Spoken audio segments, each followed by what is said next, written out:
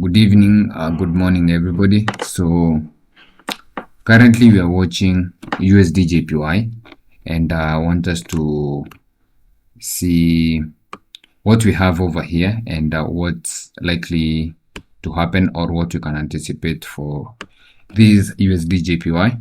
And currently, this is the weekly time frame, as you can see over here.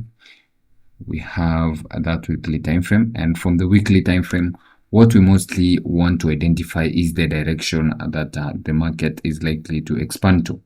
So over here you can see we have these, I don't know, pink rectangle. You can see this is my fair value area, and you can see the market has already retraced deeper into this fair value area.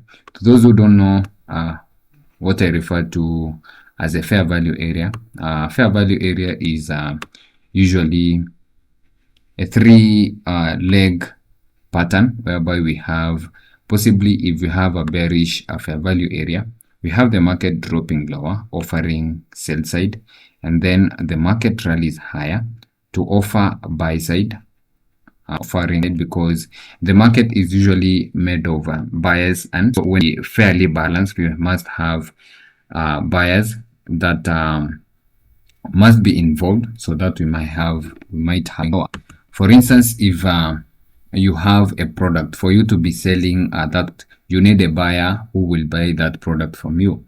So the same analogy in markets, whereby for sell side or for the market to continue dropping lower, we must have buyers being given a fair chance to be involved, from which they will be used to push prices going lower. So after the price has dropped going lower, then the area whereby we have the push going higher, so from the low to the high of this area, this is what we refer to as a fair value area, because we have both buyers and sellers being involved inside this push. And if we want to see the market continue going lower, then we can also anticipate a push going higher, and the furthest we'd like to see the market pushing higher is to the low of this fair value area. The area is already balanced, we have both buyers and sellers. This, from this value area to this swing low, that's where we have only sell side that has been offered. So for a fair chance, buy side must also may come into play. The furthest we want to see them maybe rally higher to value areas low, then from which we can anticipate a continuation going lower. And what we'll be targeting is these lows. Remember, the market does two things. We either offer fair value, for in this instance we offered fair value, then we rally lower to seek these liquidities.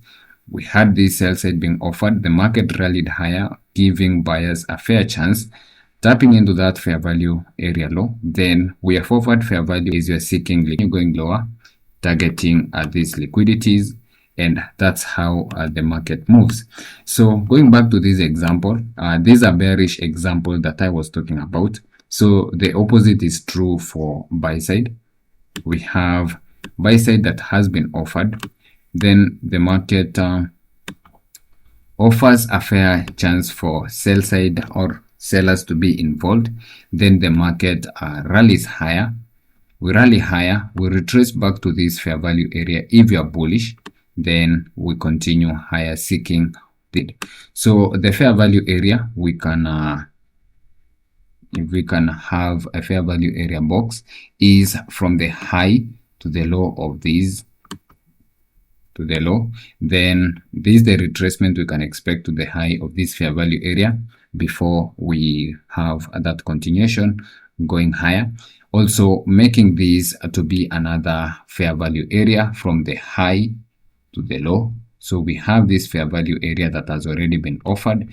Now this whole range could be whereby we've seen fair value being offered, and if the market doesn't respect this other fair value area and we see deep retracements into these fair value areas that are retracement deeper into this area, we might expect other now bearish fair value areas to be presented. Market has dropped, offering sell side. deeper into this fair value area, the next thing will, as the market will be seeking liquidities, it will be also forming other fair value areas whereby we have sell side that has been offered, a fair chance of buyers to get involved, and now what we would have created is a fair value area. From the low to the high, we have a bearish fair value area. The farthest we want to see price rally to is to the low. We can anticipate a drop going, seeking these liquidities, or these liquidities rest there. So that's how the market usually moves. And going back to the charts over here from the weekly time frame, that's what we are observing. We have this first price leg where we have a buy side that has been offered. We had sell side being offered, and buy side, it's a 3 turn. So a bullish price leg, a bearish price leg, a bullish price leg. So from the high of this bearish to the low, to the swing low, this is the fair value area box. Sellers that have been involved in these push. This we want to see a retracement. It's to the high of this area, which happened. You can see price rally to the fair value area. Then we can seek is these liquidities. So we seek the is over there. Then we had these deep retracements.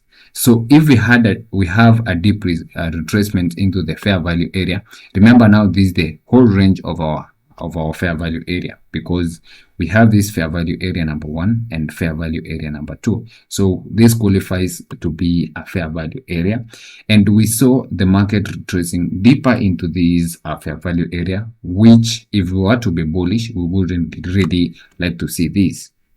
And after, if fair value has been offered and the fair value, the market retraces into the area where we are offering a fair value, what we can target is the low of that fair value area.